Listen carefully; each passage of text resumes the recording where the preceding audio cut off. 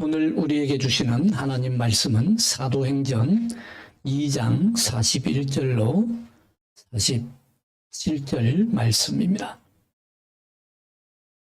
사도행전 2장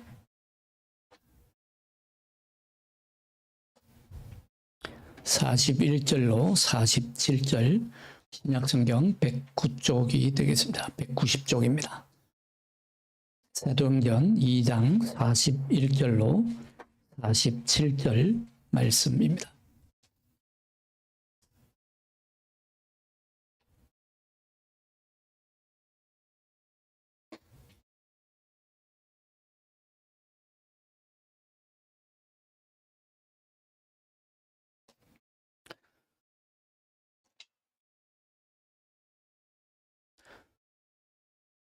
사도행전 2장 41절로 47절 말씀, 이 계시의 말씀을 봉독할 때에 다 함께 마음을 열고 하나님의 음성을 친히 들으실 수 있기 바랍니다. 그 말을 받은 사람들은 세례를 받음에 이날의 신도의 수가 3,000이나 더하더라. 그들이 사도의 가르침을 받아 서로 교제하고 떡을 떼며 오로지 기도하기를 힘쓰니라.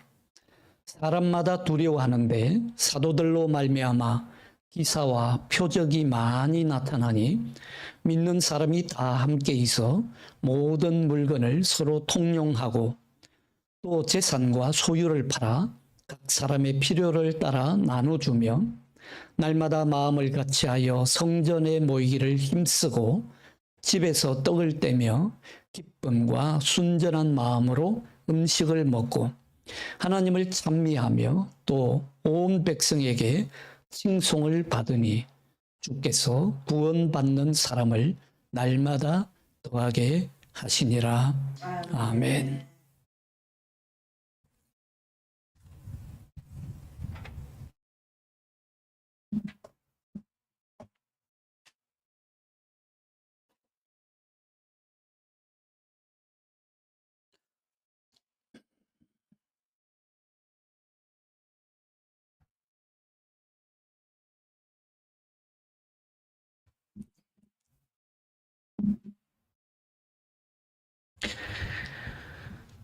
오늘 본문 사도행전 2장 41절로 47절 말씀은 이제 오순절 날 마가의 다락방에서 120명의 문도들이 성령을 받았습니다. 성령을 받고 이제 방언이 터져 나오죠.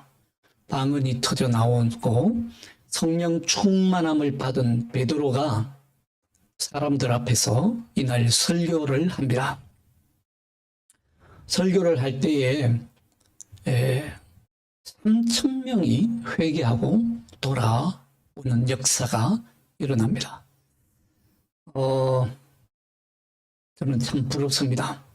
저도 설교 한번 하고 3,000명이 교회에 모여든다면 얼마나 좋을까라고 생각합니다만은 아쉽게도 오늘날의 우리 시대는 전혀 그런 시대가 아닙니다.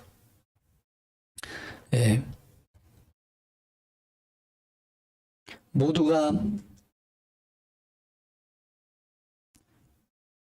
성령 충만함을 받고 성령의 역사가 한꺼번에 일어나는 시대입니다만은 오늘날 우리 시대에는 오히려 교회에 모여드는 시대라기보다는 교회를 떠나는 사람들이 더 많은 그런 시대가 되어버려서 참으로 안타깝습니다. 그런데 오늘 이 본문에서 누가가 이 사도행전을 기록할 당시는 사실 오순절 성령의 역사가 일어난 바로 그때가 아니라 그때보다 한참 지날 때입니다. 누가가 사도들의 행전인 이 사도행전을 기록하고 쓸 때에는 지금 마치 오순절 마가의 다락방에서 성령 오순절 역사가 일어난 것처럼 우리 눈에는 보입니다만은 사실은 이미 훨씬 이전에 일어난 일을 누가가 이제 정리해서 사도들의 행전을 기록하면서 오늘 본문 말씀을 전하고 있는 것입니다. 오늘 그래서 우리는 이 사도행전의 본문의 말씀을 읽으면서 누가가 왜 이 본문의 말씀을 기록했는지를 깊이 생각해 봐야 합니다. 누가가 왜 이 본문을 기록했을까요? 흔히 우리가 하는 얘기대로 라떼는 식으로 내 때는 안 이랬다. 우리 때에는 오순절날 마가의 다락방에서 성령이 충만해서 베드로가 한 번 설교할 때 3,000명이나 돌아오는 역사가 일어났는데 그때는 그때가 좋았다. 이 말씀을 하기 위해서 누가가 이 복음을 기록한 것은 아닐 것입니다. 그리고 누가가 지금은 이미 성령의 시대가 지났기 때문에 오순절 마가의 다락방에서 일어났던 그런 역사가 다시는 일어나지 않을 것이다 라고 하는 절망감에서 이 말씀을 기록한 것도 아닐 것입니다. 누가가 오늘 이 본문 말씀을 기록한 데에는 성령께서 역사하시면 우리도 이런 교회가 될 수 있다라고 하는 믿음으로 이 사도들의 행전을 기록했던 것입니다. 그리고 그에게는 희망이 있었습니다. 성령께서 역사하시면 얼마든지 이런 역사가 오늘 우리 시대에도 일어날 수 있다. 그때 당시의 교회들에게 말씀할 뿐만 아니라 오늘 우리의 교회에도 말씀을 전하기 위해서 이것을 기록했던 것입니다. 여러분, 교회가 무엇입니까? 교회가 무엇입니까? 오늘날 우리 시대의 교회는 오늘 우리 본문에서 읽은 사도행전에 일어나는 사도행전 2장에 일어나는 이런 교회하고는 너무도 거리가 있어 보여서 교회가 무엇인지 묻지 않을 수 없습니다. 교회의 본질이 무엇인지 다시 묻지 않을 수가 없습니다. 우리는 교회에서 예배하고 기도하고 성경 공부하고 있기 때문에 교회에 대해서 익숙하게 너무도 잘 알고 있다고 생각합니다. 그러나 막상 교회가 무엇인지 물어보면 답을 하기가 그렇게 간단하지가 않습니다. 물론 교회, 헬라어로 하면 에클레시아를 문자적으로 풀이하자면 에클레시아, 에크는 뭐뭐로부터라는 전치사이고 클레시아는 클레오라고 하는 동사에서 온 말인데 클레오라고 하는 것은 부르다라는 뜻이죠. 그래서 세상으로부터 불러냄을 받은 공동체가 교회다. 문자적으로 단어적으로 풀미풀이하면 그런 뜻입니다. 그러나 이 단어 속에서도 깊은 의미가 들어 있습니다. 누가 불러내었느냐? 누가 불렀느냐? 부름의 주체가 누구이냐? 우리를 불러내어서 함께 한 몸으로 모이게 한 공동체로 모이게 한 분은 바로 하나님이시라는 겁니다.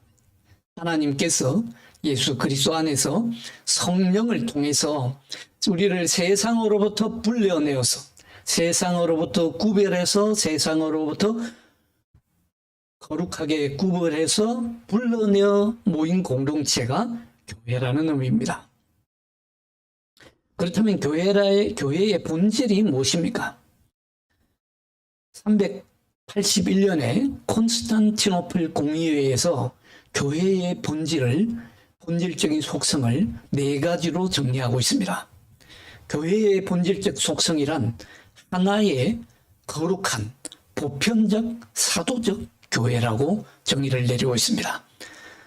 라틴어로 하면 우나 상크타 카톨리카 엣 아포스톨리카, 하나의 거룩한 보편적 사도적 교회입니다. 그러니까 교회의 본질적 속성이라는 것은 뭐 세문안교회, 영락교회, 소망교회 아니면 주인들 교회처럼 어떤 시내에 어떤 특정한 장소에 서 있는 유형의 교회를 말하는 것이 아닙니다. 교회의 본질적 속성이라고 하는 것은 유형의 눈에 보이는 교회가 아니라 눈에 보이지 않는 교회입니다. 그래서 종교개혁가들은 눈에 보이는 교회를 교회의 전부로 알지 말라라고 경고합니다. 눈에 보이는 교회, 가시적 교회, 에클리시아 비디빌리스, 눈에 보이는 교회는 교회의 본질적 속성에 해당되는 것은 아니라는 것입니다. 교회의 본질은 눈에 보이는 건물을 세워놓고 사람들이 모이는 교회가 교회의 본질이 아니라 교회의 본질적 속성은 하나님이 불러내셔서 하나 되게 하시고 거룩하게 하시고 보편적으로 남녀노소를 구분하지 않고 시대를 구분하지 않고 나라와 국경을 구분하지 않고 인종을 차별하지 않고 보편적으로 모이게 하시고 그리고 사도의 가르침을 따라서 모인 교회를 본질적 교회라고 정의드립니다. 그럼 교회조차도요, 최후의 심판 때에는 심판받는다고 있습니다. 그걸 우리가 알아야 합니다. 교회는 교회 건물만 세워놓으면 최후의 심판 때 교회는 다 심판을 피해가고 교회는 안전지대라고 생각하는 것은 우리의 착오입니다. 최후의 심판 때 요한계시록에 보면 책망받을 교회와 칭찬받을 교회가 최종적으로 드러난다고 말씀하고 있습니다. 그러니 우리가 교회 건물을 세워놓고 교회에 다닌다는 것 자체로 만족하지 말라는 말씀입니다. 교회의 본질은 내팽개치고 수천억을 들여서 교회 건물을 화려하게 지어놓고 사람들 많이 불러 모아놓고 성가대 가수들 모아서 화려하게 노래하고 장로들 수십 명 수백 명 뽑아서 높은 자리에 앉혀서 명예주고 그런 대신에 헌금 많이 내게 하고 그것도 모자라 교회가 이제는 땅 투기하고 부동산 투기하고 결국에는 목사 세습까지 하는 그러고도 부끄러움을 모르는 교회가 과연 요한계시록에서 말씀하시는 것처럼 칭찬받을 수 있는 교회이겠습니까? 그런데 참으로도 안타깝게도 최근에 우리 교단의 총회는 바로 그 세습한 교회에서 총회를 개최하겠다고 결의를 내렸습니다. 중세 가톨릭 교회, 로마 가톨릭 교회의 타락상을 방불케 합니다. 정말 안타까운 일입니다. 우리가 교회가 교회되게 하기 위해서 정말 기도 많이 해야 될 때입니다.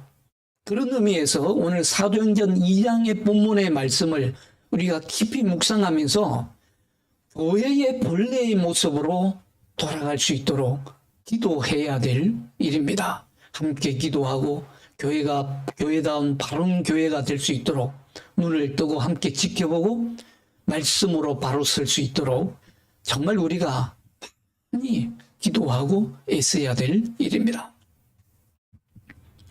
하나님이 칭찬하실 교회는요, 눈에 보이는 그런 세상이 보기에 화려한 교회가 아닙니다. 여러분들 로마 가톨릭 교회가 성베드로 성당 짓느라고 120년이 걸렸습니다. 120년 동안 교회 건축하는데 그 재정을 충당하느라고 면죄부까지 판매합니다. 성경적 근거는 아무것도 없는데 면죄부를 팔아서 예수 그리스도의 이름으로 세례받고 예수 그리스도의 이름으로 구원을 받는 것이 아니라 면죄부를 팔아서 이미 죽은 사람의 영혼까지도 면죄해 주려고 하는 엉뚱한 발상을 하게 됩니다. 그런 교회가 과연 하나님 보시기에 본질적 교회일까요? 십자가에 달리신 예수 그리스도의 피로 값주고 산 교회일까요? 교회의 본질적 속성은 여러분 하나의 거룩한 보편적 사도적 교회입니다. 한번 따라합시다. 하나의 거룩한 보편적 사도적 교회. 그것이 우리의 본질적 교회임을 우리가 잊지 말아야 합니다. 기억해야 합니다. 처음부터 교회는요, 기독교의 상징을 신앙 고백에 두었습니다. Symbol of Christianity. 기독교의 상징, 심벌이 뭐냐? 기독교의 심벌은, 상징은 십자가도 아닙니다. 우리가 믿고 고백하는 신앙 고백입니다. 그래서 초대교회, 고대교회 때부터 기독교의 상징을 사도신경과 니케아 콘스탄티노플 신조, 신앙 고백을 기독교의 상징이라고 불렀습니다. 기독교의 상징은 십자가도 아니고 교회 건물도 아닙니다. 우리가 믿고 고백하고 따르는 성부, 성자, 성령 하나님에 대한 신앙 고백이 우리의 믿음의 상징입니다. 그래서 여러분 보십시오. 모든 것이 눈에 보이지 않습니다. 눈에 보이는 것이 전부가 아니에요. 무형입니다. 눈에 보이지가 않아요. 비가시적 교회가 교회의 본질임을 잊지 말아야 합니다. 여러분, 교회 다닌다고 다 양이 아닙니다. 염소도 있습니다. 교회 다닌다고 다 알곡이 아닙니다. 가락지도 있습니다. 눈에 보이지 않아요. 우리 눈에는 보이지 않습니다. 그러나 교회 안에 성령의 뜻을 따라서 하나님의 말씀에 따라서 기도하는 가운데에 정말 순전한 마음으로 주를 섬기는 순수한 믿음의 사람들이 있다는 말입니다. 그것이 바로 본질적 교회라는 것입니다. 전 세계에, 그리고 전 시대에, 모든 시대를 통틀어서 예수 그리스도의 믿음으로 하나 되고 예수 그리스도의 이름으로 거룩하게 구별되고, 그 어떤 믿음도 특별하게 자기만을 주장하는 것이 아니라 모든 사람이 누구나 믿을 수 있는 보편적 믿음으로 사도들의 신앙을 그대로 따르는 그런 순전한 그리스도인들, 크리스찬들이 있다는 말입니다. 그것이 바로 보이지 않는 교회이고, 그것이 바로 교회의 본질이라는 것입니다. 이런 눈에 보이지 않는 교회가 우리 눈에 보이는 교회 속에 형상화되어 나타나는 것입니다. 그럴 때에만 우리 눈에 보이는 교회가 교회다운 교회가 될 수 있는 것입니다. 그러나 여러분, 눈에 보이는 교회, 건물을 지어놓은 교회가 필요 없다는 말이 아닙니다. 마치 무교회주의자들처럼, 무교회주의자들이 주장하는 것처럼 유행의 교회는 필요 없다, 그런 말이 아닙니다. 오히려 여러분들, 본질적인 눈에 보이지 않는 교회, 하나의 거룩한 보편적 사도적 교회가 우리 사회에서, 우리 세상에서 모습을 나타내기 위해서는 유형의 교회가 있어야 합니다. 담을 그릇이 필요합니다. 그것이 바로 유형의 교회입니다. 그렇지 않으면 우리가 어떻게 교회를 알 수 있으며 어떻게 교회에 참여할 수 있겠습니까? 그러나 눈에 보이는 교회가 교회의 본질은 아님을 알아야 합니다. 교회의 전부도 아님을 알고 교회에 다니고, 교회 본질이 그게 눈에 보이는 것이 아님을 알고 우리가 신앙생활을 해야 합니다. 그렇기 때문에 교회의 본질은 우리 성도들이 판단할 수 있는 것이 아닙니다. 하나의 거룩한 보편적 사도적 교회를 눈으로 보고 판단할 수가 없기 때문입니다. 그건 그냥 교회가 그렇다, 교회란 반드시 이렇다라고 말하는 교회의 진리입니다. 교회의 본질적 속성입니다. 교회라면 마땅히 그래야 되고 그럴 수밖에 없습니다. 눈에 보이는 교회라면 우리가 이 교회는 어떻고 저 교회는 어떻다고 평할 수 있지만, 본질적 교회에 대해서는 우리가 그런 판단을 아예 내릴 수가 없습니다. 본질적 교회는 눈에 보이지 않기 때문이죠.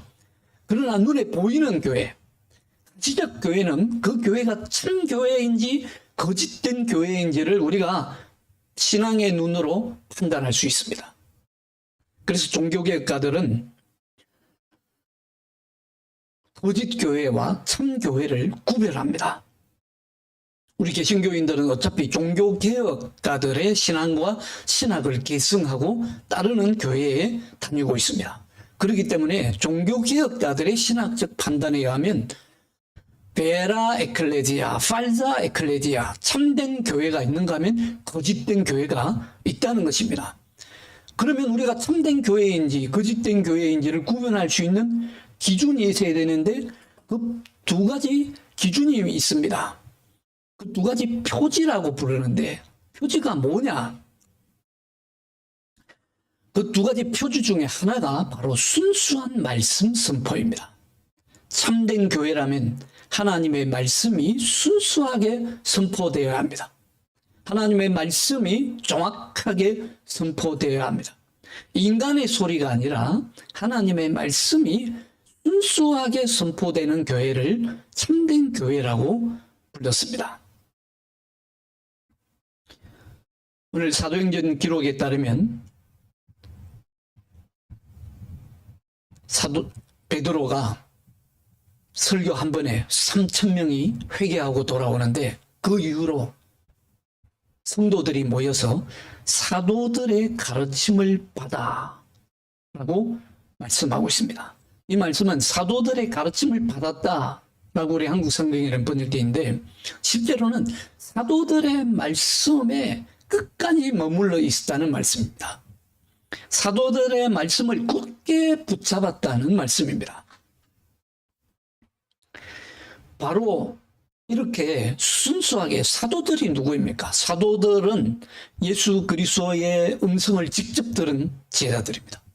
예수 그리스도를 두 눈으로 직접 본 목격자들이고 증인들입니다.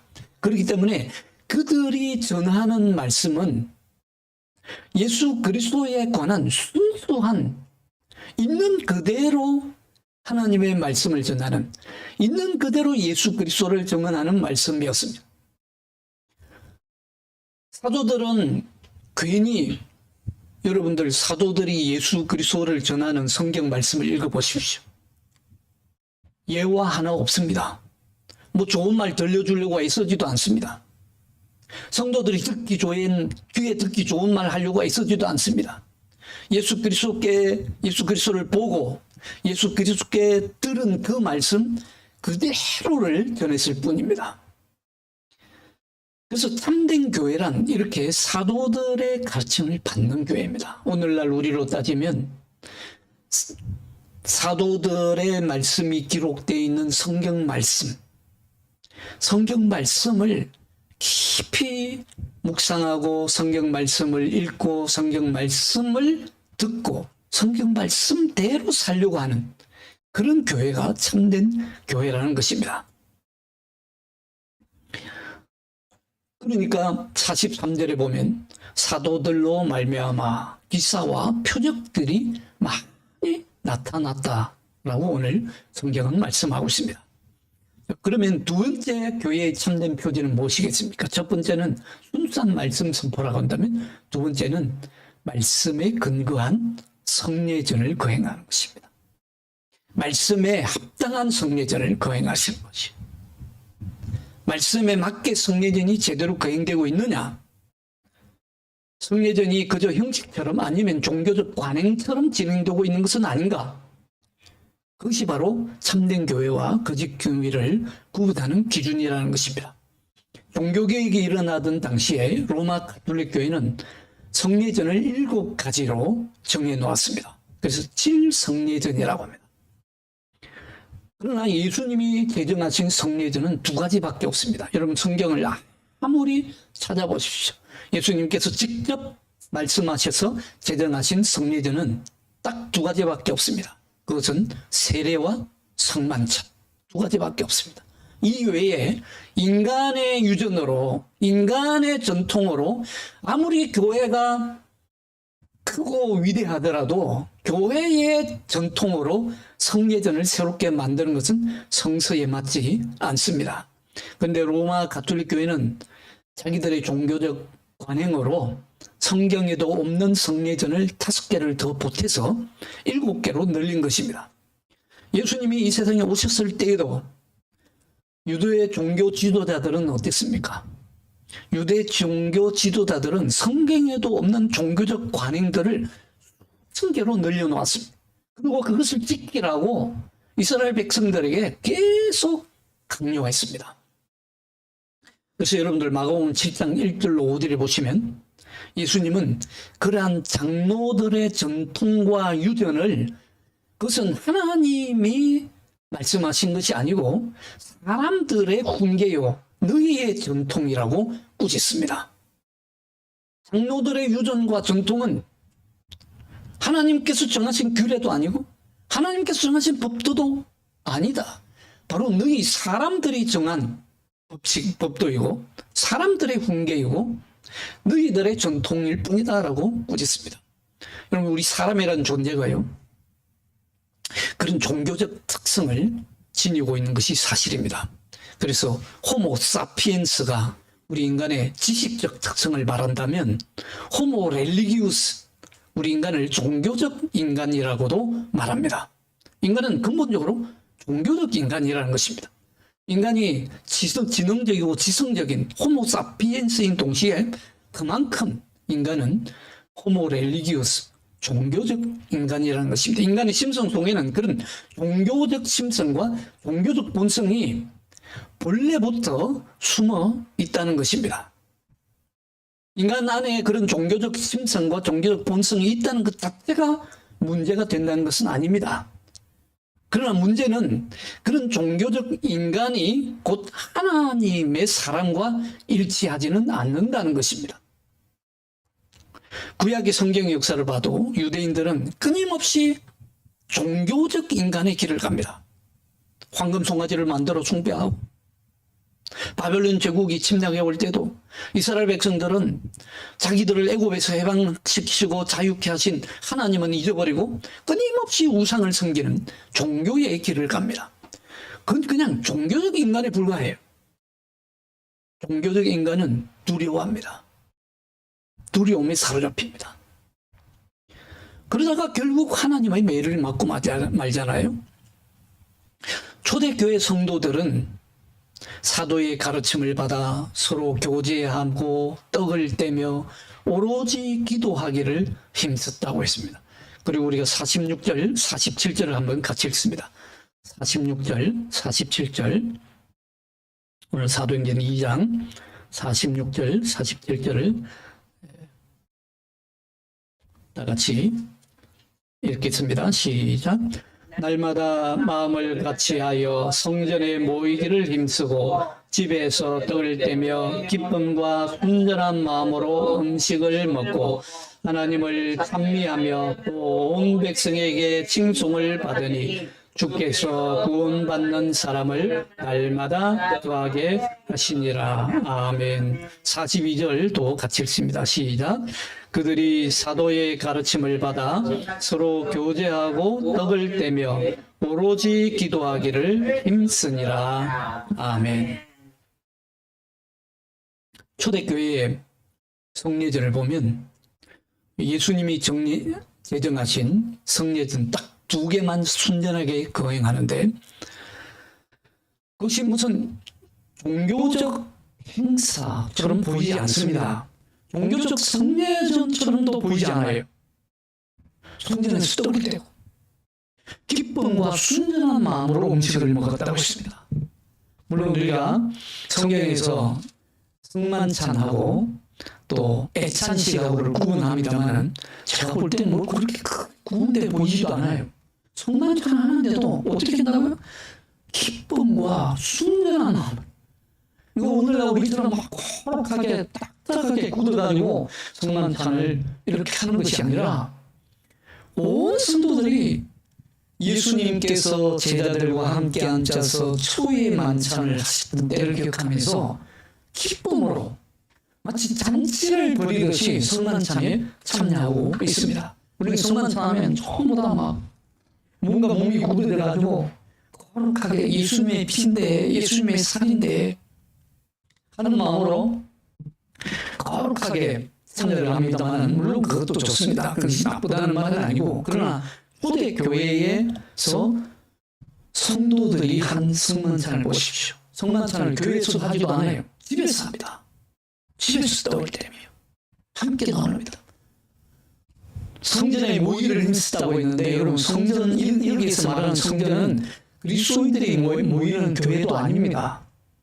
유대인들의 성당이에요. 유대인들의 성전이에요. 그리스도인들이 모이는 교회는 아직 존재하지도 않았어요. 그러나 유대인들의 성전이지만 함께 모여서 기도하기에 힘썼습니다.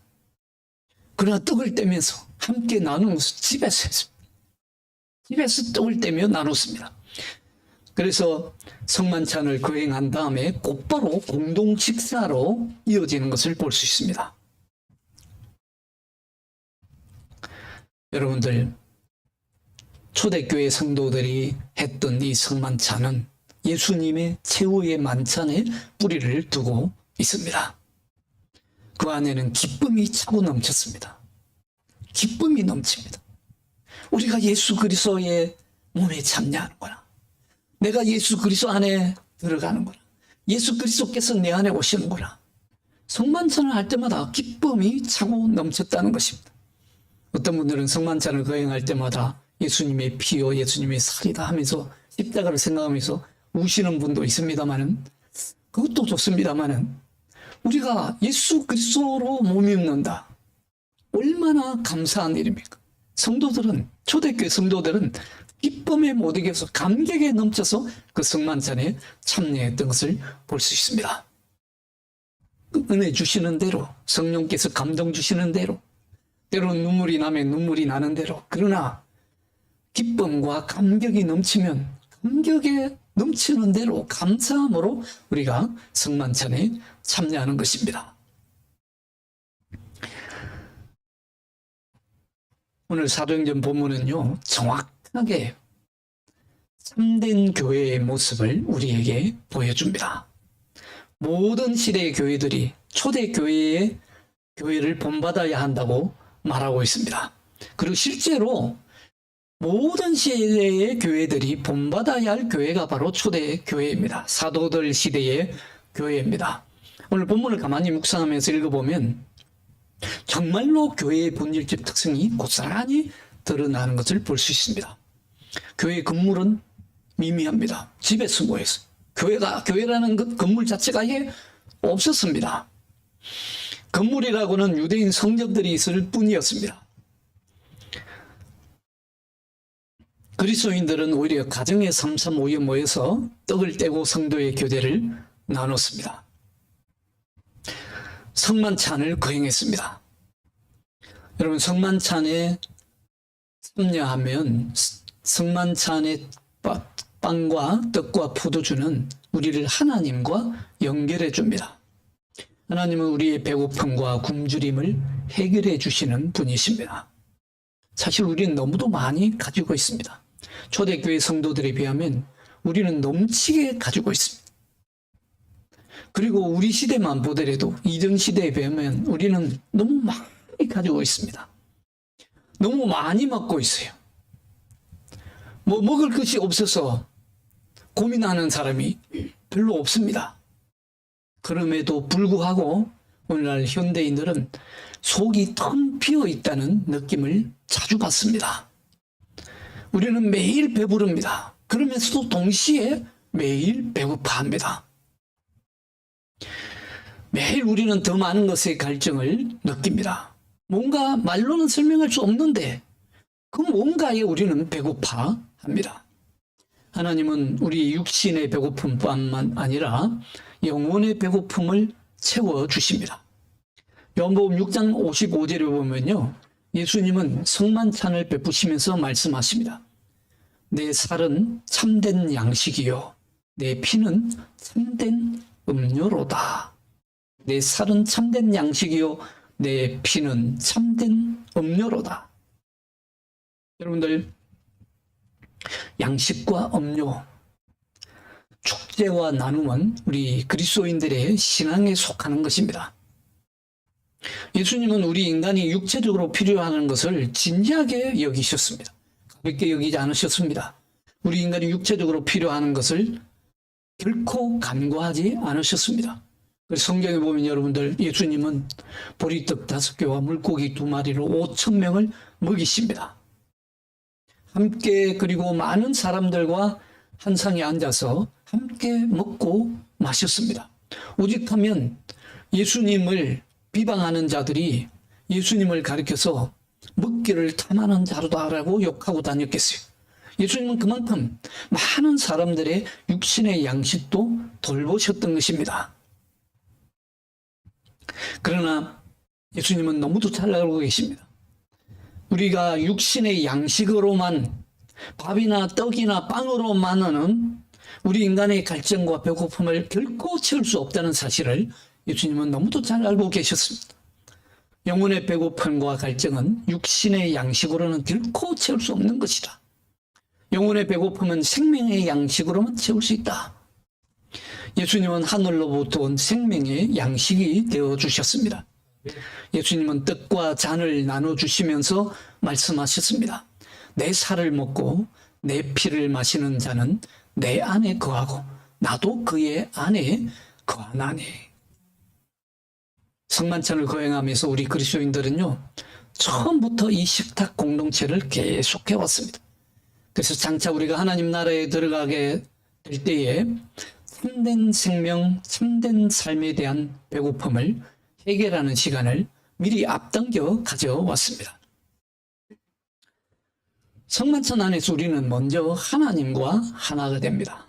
그리고 다음으로는 우리의 형제 자매들과 하나가 됩니다. 이미 말씀드렸듯이 우리 종교개혁의 신앙을 따르는 우리 개혁교회에서는 성만찬과 세례만을 성례전으로 인정합니다.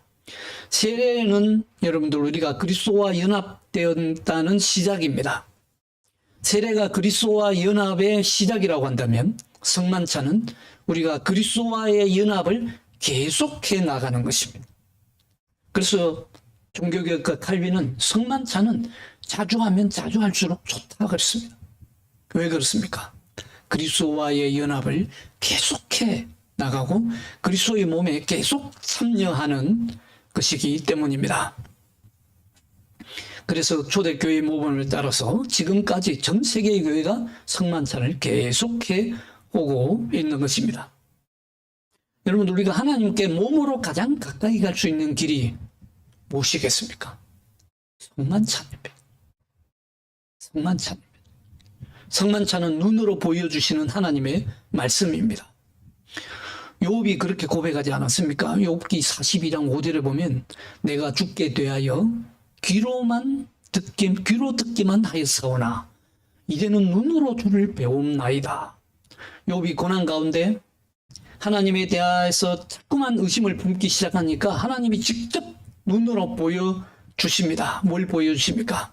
하나님이 창조하신 온 우주를 그의 눈앞에 떡하니 보여주십니다. 보여주시면서 하나님이 묻습니다. 내가 이 온 땅에 기초를 놓을 때에 너는 어디 있었느냐? 욥이 그동안 불평이 이만큼 터져나왔다가 꿀먹은 벙어리가 됩니다. 그 자리에서 무릎을 꿇습니다. 완전히 하나님 앞에 항복합니다. 그리고 티끌과 지혜 가운데 회개합니다. 사람은 꼭 뭘 봐야 믿는 습성이 있습니다. 우리 인간이 다 그래요. 우리 인간의 가장 연약한 부분이 그렇습니다. 눈으로 뭘 봐야 믿는 습성이 있습니다. 예수님의 제자 중에 대표적으로 도마가 있지 않습니까? 도마는 예수님의 손에 난 못자국을 만져봐야 믿겠다. 내 손으로 예수님의 옆구리에 손을 찔러 넣어서 침자국을 만져봐야 믿겠다라고 합니다. 그러나 예수님은 그에게 직접 보여주시면서 보지 않고 믿는 자가 더 복되다 하셨습니다. 사람은 눈으로 보는 것을 더 확실히 믿는 그런 연약함이 있습니다. 그러다 보니까 우리가 세상의 유혹에 쉽게 넘어가고요. 세상의 물질에 집착하기 쉽고요. 물질적인 것에만 눈을 두고 사는 그런 습성이 있습니다. 그래서 하나님이 우리의 그런 연약한 믿음을 너무도 잘 아시기 때문에 눈에 보이도록 주신 말씀이 바로 성례전입니다. 세례이고 성만찬입니다. 성만찬에 참여할 때에 우리는 그리스도의 몸에 참여합니다. 조금 전에 말씀드렸듯이 우리가 예수 그리스도의 살과 피를 먹고 마시면 예수님이 우리 안에, 우리가 예수님 안에 있게 됩니다. 그러나 우리가 그리스도의 몸에 참여하기 전에 먼저 예수 그리스도께서 떡과 잔에 내려오셔서 우리를 초대하신다는 사실을 기억해야 합니다. 그것을 가리켜서 아코모다치오 데이라고 합니다. 하나님의 적응이라고 표현합니다. 하나님께서 우리의 눈높이에 맞춰서 적응하십니다. 우리 수준으로 내려오신 것입니다. 왜냐하면 우리는 눈으로 봐야 믿는 습성이 있으니까 하나님이 직접 눈으로 보고 믿으라고 하나님께서 자기를 낮추셔서 빵으로 보여주시고 잔으로 보여주신 것이 성만찬입니다. 하나님이 우리 수준으로 내려오신 것이죠. 성육신 하셨던 것처럼 빵과 잔에 실제로 임재하신 것입니다. 여러분 생각해 보십시오. 무한하신 하나님이, 온 세계를 초월하신 하나님이, 이미 부활하셔서 성탄하셔서 온 세계를 초월하신 예수 그리스도께서 빵과 잔이라고 하는 이 물질에 어떻게 들어올 수 있겠습니까? 들어올 수 없습니다.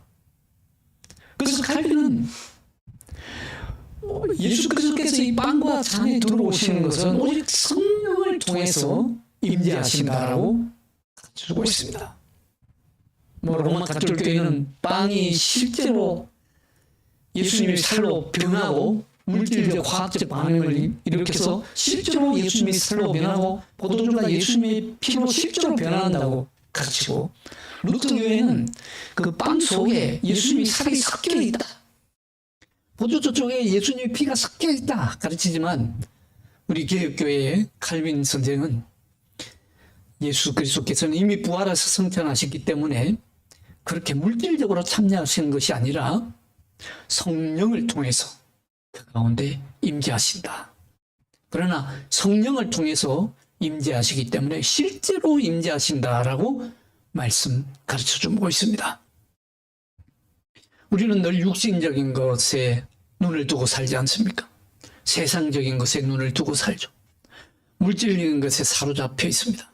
그런 우리의 연약함을 아시고 주님께서 성령을 통해서 그 빵과 포도주에 임재하신 것입니다. 영적으로 임재하신 것입니다. 그것이 아코모다치오 데이, 하나님의 낮추심. 예수 그리스도께서 성육신 하셨던 것처럼 하나님께서 우리의 눈높이에 맞춰서 적응하신 것입니다.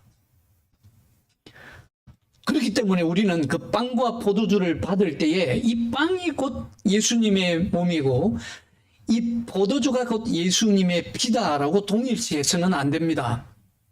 그 빵과 포도주에 예수 그리스도께서 임재하심을 믿고 우리는 빵이나 포도주라고 하는 그 물질에서 눈을 돌려서 그 성만찬의 저자이신 예수님을 바라보아야 합니다.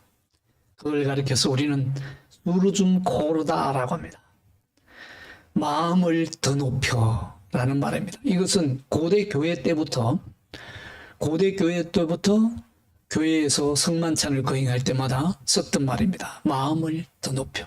우리의 마음과 영혼을 더 높여. 우리는 물질적인 데 있어서 눈을 돌려서 우리의 마음과 영혼을 더 높여서 하나님을 바라봐야 합니다. 우리의 마음과 영혼을 더 높여서 주 예수 그리스도를 바라봐야 합니다. 물질에다가 눈을 박아둬서는 안 됩니다. 그것이 곧 마치 신비적인 예수님의 몸이고 피인 것처럼 오해해서는 안 됩니다. 그게 물질에서 눈을 들어서 우리의 몸과 마음의 영혼을 높이 들어올려서 그 성만찬에 참여하시고 그 성만찬에 초대하시는 예수 그리스도를 바라봐야 합니다.